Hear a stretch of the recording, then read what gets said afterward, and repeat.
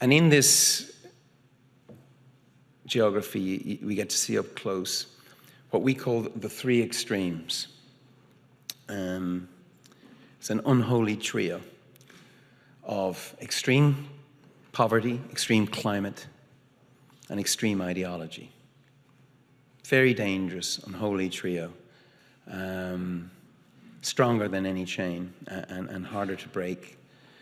So some of Africa is rising and some of Africa is stuck. The question is whether the rising bit will pull the rest of Africa up or whether the other Africa will weigh the continent down. Which will it be? Stakes here aren't just about them. Imagine for a second this last global recession, but without the economic growth of China and India, without the hundreds of millions of newly minted middle-class folks who now buy American and European goods. Imagine that. Think about the last 5 years. Rockstar preaches capitalism. Wow. Sometimes I hear myself and I just can't believe it. But commerce is real. That's what you're about here. It's real. Aid is just a stopgap. Commerce, entrepreneurial capitalism takes more people out of poverty than aid. Of course, we know that. By 2050, Africa's population is going to be twice the size of China's.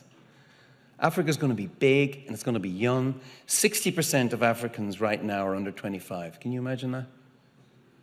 All across the continent, people are writing new rules for the game. African entrepreneurs, African civil society, a whole new generation of politicians. They're the catalysts of change, and you can see the impact in so many ways.